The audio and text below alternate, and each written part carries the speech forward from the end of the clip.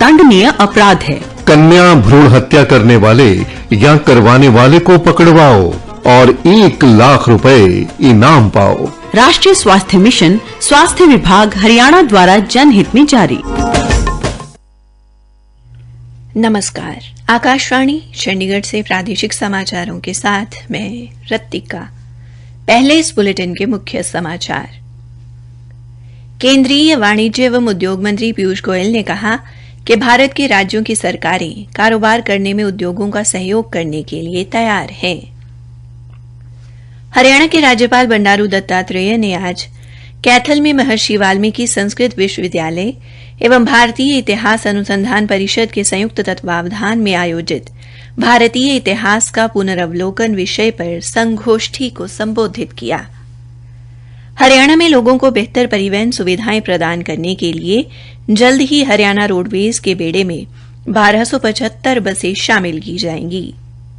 और पंजाब सर्कल की महाडाकपाल मनीषा बांसल बादल ने कहा कि डाक विभाग डाकघरों के माध्यम से एक ही स्थान पर सभी सुविधाएं उपलब्ध कराने के लिए कृत संकल्प है। अब समाचार विस्तार से। केंद्रीय वाणिज्य एवं उद्योग मंत्री पीयूष गोयल ने कहा कि भारत व्यापार करने को आसान बनाने के माध्यम से घरेलू बाजार के विशाल अवसर और एक सक्षम वातावरण उपलब्ध करवाता है। उन्होंने कहा कि सरकारें कारोबार करने में उद्योग का सहयोग करने के लिए तैयार हैं। श्री गोयल आज मुंबई में राष्ट्रीय औद्योगिक गलियारा विकास निगम के निवेशकों के सम्मेलन को संबोधित कर रहे थे। इस बात का जिक्र करते हुए कि देश में प्रत्यक्ष विदेशी निवेश पिछले 7 वर्षों से नए रिकॉर्ड स्थापित कर रहा है, उन्होंने विश्वास व्यक्त किया कि भारत वर्ष 2047 तक एक विकसित राष्ट्र बन जाएगा। हरियाणा के राज्यपाल बंडारू दत्तात्रेय ने आज कैथल के डॉक्टर भीमराव अंबेडकर महाविद्यालय में महर्षि वाल्मीकि संस्कृत विश्वविद्यालय एवं भारतीय इतिहास अनुसंधान परिषद के संयुक्त तत्वावधान में पुरातात्विक एवं साहित्यिक साक्ष्यों के आलोक में भारतीय इतिहास का पुनर्वलोकन विषय पर आयोजित अंतर्राष्ट्रीय संगोष्ठी में बतौर मुख्य अतिथि शिरकत की। राज्यपाल ने संगोष्ठी में स्मारिका पुस्तक का विमोचन भी किया। इस अवसर पर राज्यपाल ने कहा कि भारत के गौरवशाली इतिहास को वर्तमान पीढ़ी तक वैदिक और पुरातन दृष्टिकोण से पहुंचाना हमारा सामूहिक दायित्व है। महर्षि वाल्मीकि संस्कृति विश्वविद्यालय में किया जा रहा शोध पुरातात्विक एवं इतिहास के मिश्रण प्रमाणों को पेश करने का कार्य करेगा। उन्होंने कहा कि शोध हमारी संस्कृति का अभिन्न अंग है। शोध के कार्यों को लेकर लोगों, विशेषकर युवा वर्ग को आगे आकर काम करने की जरूरत है। हरियाणा के राज्यपाल बंडारू दत्तात्रेय ने आज पूर्व राजदूत गुरजीत सिंह द्वारा लिखित द हैराम्बी फैक्टर नामक पुस्तक का विमोचन किया और लेखक को शुभकामनाएं दी। राज्यपाल ने कहा कि यह पुस्तक अफ्रीका के साथ भारत की आर्थिक एवं विकासात्मक साझेदारी में महत्वपूर्ण सिद्ध होगी और पाठकों को भारत द्वारा अफ्रीका में किए गए विकास कार्यों की जानकारी से अवगत कराएगी। राज्यपाल बंडारू दत्तात्रेय ने उत्तर प्रदेश के पूर्व मुख्यमंत्री मुलायम सिंह यादव के निधन पर गहरा शोक जताते हुए कहा कि हमने पुरानी पीढ़ी के एक महान अनुभवी नेता को खो दिया है। उन्होंने कहा कि मुलायम सिंह यादव समाज के कमजोर वर्गों के कल्याण के लिए प्रतिबद्ध रहे। श्री दत्तात्रेय ने शोक संतप्त परिवार और उनके लाखों अनुयायियों के प्रति संवेदना व्यक्त की है।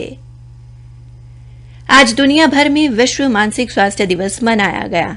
वैश्विक मानसिक स्वास्थ्य संबंधी शिक्षा को बढ़ावा देने और इसके बारे में जागरूकता पैदा करने के लिए हर साल 10 अक्टूबर को यह दिवस मनाया जाता है।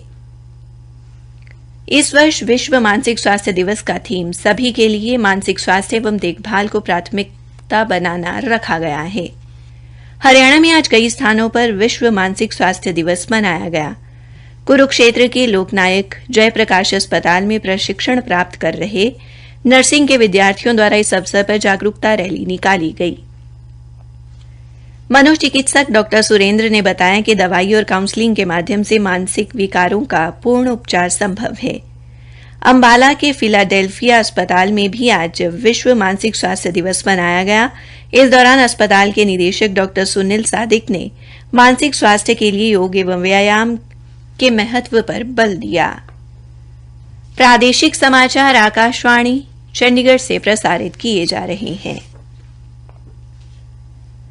हरियाणा में लोगों को बेहतर परिवहन सुविधाएं प्रदान करने के लिए जल्द ही हरियाणा रोडवेज के बेड़े में 1275 नई बसें शामिल की जाएंगी। आज चंडीगढ़ में मुख्यमंत्री मनोहर लाल की अध्यक्षता में हुई उच्च अधिकार प्राप्त क्रय समिति की बैठक में बसों की खरीद को मंजूरी प्रदान की गई। इन बसों में 1000 बिना एसी बसें, 150 एसी बसें तथा 125 मिनी बसें शामिल हैं। बैठक में विभिन्न विभागों द्वारा की जाने वाली कुल 2500 करोड़ रुपए से अधिक के सामान और वस्तुओं की खरीद को भी मंजूरी दी गई।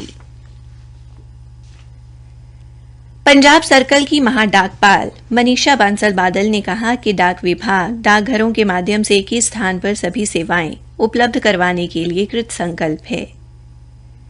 वे आज चंडीगढ़ स्थित संदेश भवन में एक पत्रकार वार्ता को संबोधित कर रही थी।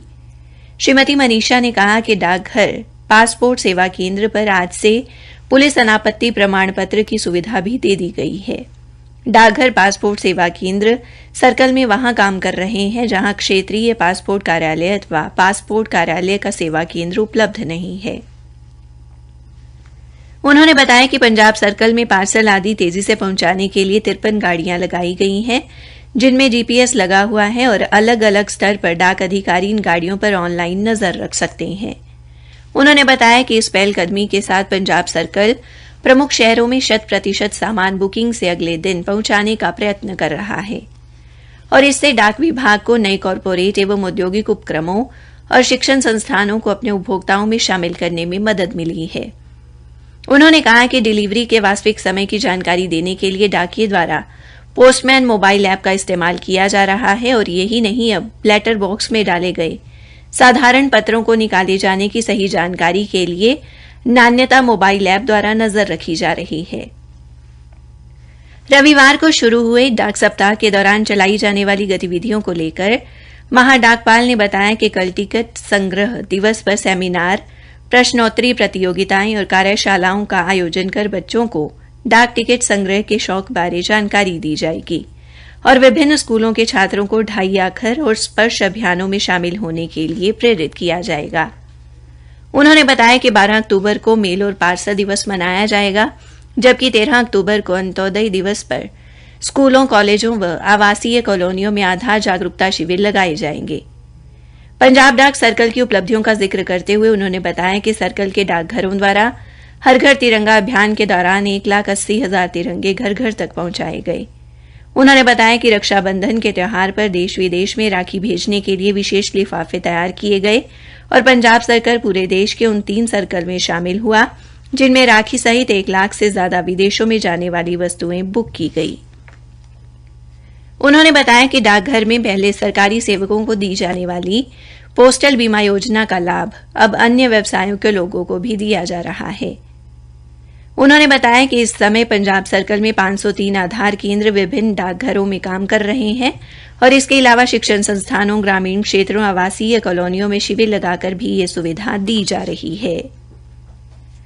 डाक विभाग के हरियाणा सर्कल में भी 13 अक्टूबर तक राष्ट्रीय डाक सप्ताह मनाया जा रहा है। हरियाणा सर्कल के मुख्य महाडाकपाल एम.आर. श्रृंगर ने अंबाला छावनी में बताया कि सर्कल में विभिन्न शिविरों का आयोजन कर लोगों को सुकन्या समृद्धि खाते खोलने के लिए प्रेरित किया गया। कल एक जिला एक उत्पाद के तहत विभिन्न कार्यक्रम आयोजित किए जाएंगे, जिनमें अंबाला, पंचकूला, यमुनानगर, फरीदाबाद और हिसार में दूध से बने उत्पादों से संबंधित कार्यक्रमों और डाक टिकट संग्रह से संबंधित संगोष्ठी का आयोजन किया जाएगा। पंचायत चुनाव के मद्देनजर भिवानी के पुलिस अधीक्षक अजीत सिंह ने भिवानी जिले के शस्त्र लाइसेंस धारकों को अपने लाइसेंसी हथियार नजदीकी थाने में जमा करवाने के निर्देश दिए हैं। उन्होंने कहा कि चुनाव की घोषणा के साथ जिले में आचार संहिता लागू हो गई है। चुनाव को शांतिपूर्वक, निष्पक्ष और भयमुक्त वातावरण में संपन्न कराने के उद्देश्य से लाइसेंसी हथियार जमा करवाए जा रहे हैं। आजादी के अमृत महोत्सव की श्रृंखला के तहत जिला प्रशासन व सूचना जनसंपर्क एवं भाषा विभाग हरियाणा द्वारा कल शाम 6 बजे डीसी कॉलोनी स्थित रंगशाला में दास्तान-ए-रुहनात नामक नाटक का मंचन किया जाएगा। उप निदेशक एवं जिला सूचना जनसंपर्क अधिकारी अमित पवार ने बताया कि सूचना जनसंपर्क एवं भाषा विभाग हरियाणा के महानिदेशक डॉ अमित अग्रवाल के मार्गदर्शन में यह नाटक तैयार किया गया है। इसी के साथ प्रादेशिक समाचार समाप्त हुए।